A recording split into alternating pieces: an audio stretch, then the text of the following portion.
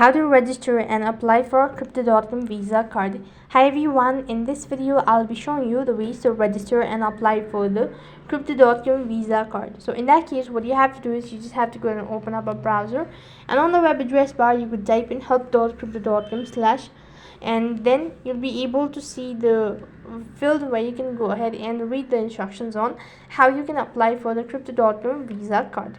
Or else you could also go ahead and select your card type based on the required cardholder, CRO, staking or lockup account, and then you could go ahead and accept the terms and condition.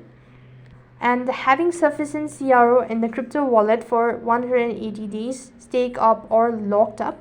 And once you've done that, you could go ahead and submit your delivery address, and by following the steps you should be able to register and apply for the Crypto.com Visa card. So that's it for this video. I hope the video is helpful. Make sure to like, share and subscribe to our channel. Thank you for watching. See you in the next video.